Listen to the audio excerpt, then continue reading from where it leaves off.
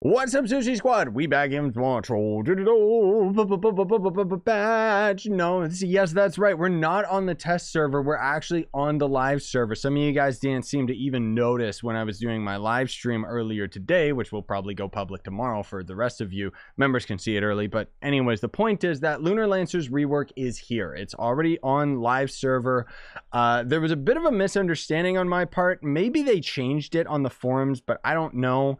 I swear, am I crazy? Somebody can let me know in the comments, but the original blog post, I think it either linked to the test server patch notes or the patch notes that we're going to be reading through today originally had talked about the modified abilities and how they were basically going to allow us to test out the abilities on the live server. It was really weird and confusing, but I'm noticing on the patch notes now, it doesn't say anything about the new modified abilities. So maybe they either rectified that or I'm just absolutely crazy and it never talked about it at all. Either way, Lunar Lancer is on the live server and it's absolutely beautiful. Who knows how long it's gonna be before you guys get it on console? Please stop asking. I don't know. Nobody does, okay? There is no release date for these types of things. I mean, for crying out loud, this Lunar Lancer rework was on the test server for 2 weeks. 2 weeks and it's already live on PC. That is hardly enough time to test things out. They've changed the abilities a little bit as well, but we'll get into that in a bit. Now, before we get started with today, I do gotta let you guys know, if you're new to Trove, you can use that sign up link down in the description, and then anything you end up buying out of the cash shop, I'll make a percentage of that sale. It's an awesome way you can help me out with my cost of living and so on and so forth. It's kind of odd that we don't have a new pack to go with the Lancer, but I guess whatever. Anyways, going right into it, the Lunar Lancer has had a complete rework. So with this revamp, we wanted to keep the core gameplay style of Lunar Lancer while removing some of the awkwardness around the class and increasing the overall damage. Some of the main complaints we wanted to address were the speed of the grapple ability and the awkwardness of entering lunacy mode. We have removed crescent combo, which was your #1 ability, from the basic form of the Lunar Lancer because the class was relying too heavily on it, replacing it instead with more movement potential. Lunacy mode, now known as Lunar Form, has an increased buff and gives access to new abilities. Additionally, Lunar Form is now activated by using the ultimate while at max moon power or max energy. As your energy fills up, you can end up casting and spending it all. So energy regen and max energy no longer affect the class, and instead moon power is gained by attacking enemies with basic attacks or abilities. While in Lunar Form, your ultimate ability, moon power drains over time, or your energy just slowly depletes. And as you end up using your abilities in Lunar Form, it'll end up spending your energy, so it depletes even faster. And then once you get back to 0, you end up reverting back to normal form, and then you gotta repeat the whole process. Now, as much as I know you guys would love me to go into detail about the basic attack, Lunar Form abilities, and all that stuff, I do already have a video that talked about that. It is the class on the test server, but for the sake of saving time so that we're not just going on and on in today's video, we're going to skip the portion of the patch notes that talks about all of the number game with the Lunar Lancer, so that we can instead end up having one definitive video focusing on it, okay? Just so that everybody knows that that's out there. Now, that said, we will kind of go through the abilities very quickly. So the new passive ability is that using abilities or attacking enemies gives moon power. So gathering the energy is basically the new passive. Your basic attack has been changed to a 1, 2, 3, and then a sweeping combo, which is pretty cool. Secondary ability changes it so that you have a grappling hook, which doesn't seem to work in Club Worlds like very well at all, but whatever. It's basically the same as Bomber Royale. And then your second ability, or your #1 ability, is going to end up making it so that you jump into the air, which is going to deal damage to enemies around you, but it's also going to end up giving you a buff to your grapple as well, which is going to end up having increased damage. And the interesting thing is that you could consider that there's 2 different grappling hooks. There's the normal grappling hook, which has its own independent cooldown timer, and then the infused grappling hook, which only shows up after you've used Lunar Leap, and that has its own independent cooldown timer as well. But you'll see our #1 ability. Okay, that was jank. There you go. Weird. But the point is that it throws you into the air, and then you have kind of a hovering mode for a short while. and then you can end up using the empowered grappling hook to slam yourself back down if Trove wasn't a broken mess, to slam yourself back down on the enemies and cause extra damage. Generally speaking, it seems like using your base attack is going to be more efficient than this, because the numbers of these abilities have been they've been nerfed quite a bit since the test server. I kind of want to end up making a video that's going to do comparisons directly, just because I'm not 100% sure of all of the changes in the damage numbers. But generally speaking, I found that it's a lot faster to just mash your number one ability, or mash your base attack, rather than relying on these other abilities, especially with how jank they are, as you can see.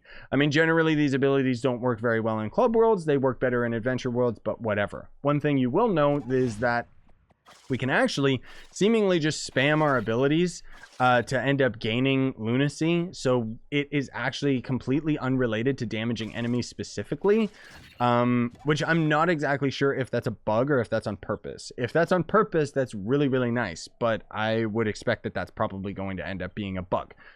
So there's also going to end up being the ultimate form, which basically gives you increased movement speed, reduced damage. Oh, interesting. Wait, okay. This ability is used at max moon power. When used, the player transforms, gaining increased movement speed, 50% reduced damage, 50% reduced damage taken. They need to clarify that in the patch notes, because then it also says that 130% increased attack damage. Like, okay. But anyways, so you go big mode. Your base attack becomes the sweeping edge. Your right click throws a javelin. You can just keep spamming that. Your number one ability does a spin and then a slam down. And then your ultimate ability throws down your giant lunacy thing, which then ends up having meteors go down on the ground after a while, which, I mean, it's a pretty cool ability overall. The spin to the slam down, if you'll remember in my video talking about it from the test server, normally you would spin forward and slam down. They've changed it so that you just stop, spin up in place, and then slam down. So it kind of sucks in terms of the movement capabilities, but it does make it a lot more reliable for hitting enemies, because otherwise you would literally just leap past the enemies and couldn't end up doing damage to them. So the ultimate, or the spear throwdown that we just did is basically the same as it used to be. Does tons of damage, ends up applying a healing buff that nobody cares about. They also adjusted the class gem ability so that it works with the new lunar form. I guess just in general, that's just something that they didn't really necessarily include in the patch notes themselves. It's just them saying that it now works with everything. And the new class gem ability, it actually summons your minion a lot more often, and the minion seems to do the same amount of damage that you do. So I can do like somewhere around like 20 mil damage per hit on my normal attacks. And the new class ability or whatever, I mean, it's still very random where it shows up, but he'll end up doing like 21 mil damage, so it's not bad. Anyways, moving on past the Lunar Lancer already, there's the Delves leaderboard reward. So they added, so there's 42 new temporary banners are available as rewards for weekly Delve contest leaderboards. They're really trying to get people to play the Delves. Unfortunately, nobody wants to. So challenge mode, private mode, and public mode all end up having different rewards for the top 16 players and the top 100 players. Okay, these banners give neither mastery nor stats, cannot be deconstructed or loot collected, and go away each Monday when leaderboards reset. They are purely for showing off, so you're never going to see anybody with them, and they're just going to look the same as any other banner. There's also a bunch of new dungeons that are added to the game. So they added a new Cursed Veil dungeon, and then 4 new Geo Topside dungeons, which always appreciate new Geo Topside dungeons. I just wish that they would kind of overhaul the Geo surface in general. There's a bunch of new styles added to the game, which that's pretty cool because you usually never end up having any of those added. I actually haven't checked any of these, so that means I could break out my style saver, which is interesting. And then we're already moving on to the additional updates, but let me just we'll hop over just so that I can use my style savers real quickly. I think they're on my 4th tab. Yeah, so there's the super style stash. Let's just use these right here. So we got a new fist weapon, we got a new spear, I mean, generally speaking, there's actually quite a few of these. So let me just spam these, and then I can slowly press OK on these, and you guys can kind of read them as we go through the additional notes. So when personalized loot chests appear on Delve Stepper Delves, good lord, what a mouthful, they now have a chance to grant a different memento than the memento that was possible in the Depths pressurized loot box. That doesn't make any sense to somebody that doesn't regularly delves anymore. Devs, you gotta explain it better.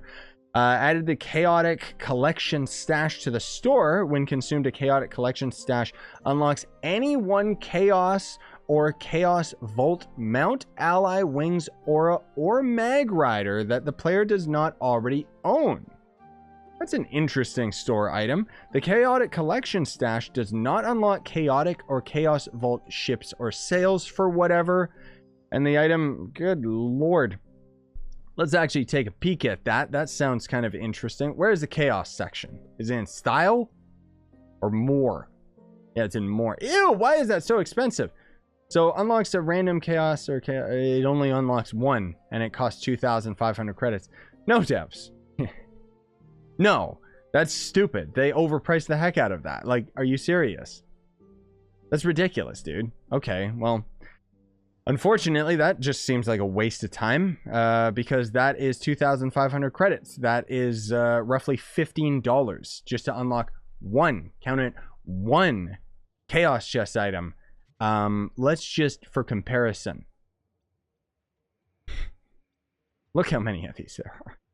No, devs, bad. You want to actually make money from that? Make them cheaper. Make it so that it's dirt cheap, and then people will actually get it, because then they'll feel like it's an obtainable, like, oh, I can actually get everything out of the chaos chest. That's awesome. Rather than what it is right now, where they're acting like it's a premium item. So no thanks. It also deconstructs or loot collects. They still call it deconstruction, even though the game doesn't call it that for years. You can loot collect it for 50 chaos chests. Again, not worth it. So added in the artsy assistant hat style under the promo for players who are highlighted in art contests. Plasma no longer drains energy from Lunar Lancer or Pirate Captain. That's actually a really welcome fix, because that was a problem that we ran into while we were testing out the Lunar Lancer, especially with him regenerating his energy. So that's cool that they ended up changing that. Fixed a situation that could break the HP bars on target dummies, which was from an event, I think, so there's not really any way of us getting that back. Updated the tooltip for club vaults to reference the interaction button. Fixed an issue that could cause the VFX of Jubilant's song to fly away. Okay, cool. If it's a very specific thing like that, we're not going to necessarily talk about it. However, they fixed some VFX issues for the Atmos and Aramantra dragons, which, if these are the dragons that I think they're talking about, that could be a very, very welcome change. Let me see if I can end up finding these freaks, because these are the newer dragons that were added into the game.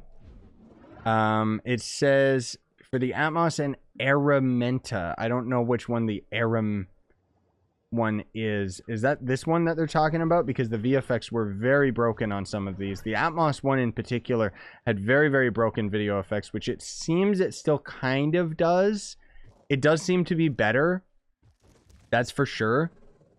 Yeah, that's definitely a lot better, because I guess these are supposed to be the power cores. So that's cool that they ended up fixing that dragon finally.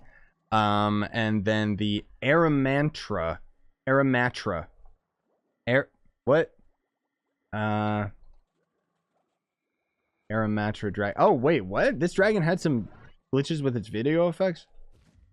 I didn't even notice, honestly, dude. Interesting. Maybe its footprints were messed up or something. That's kind of odd that that's such an old dragon that they ended up finally fixing.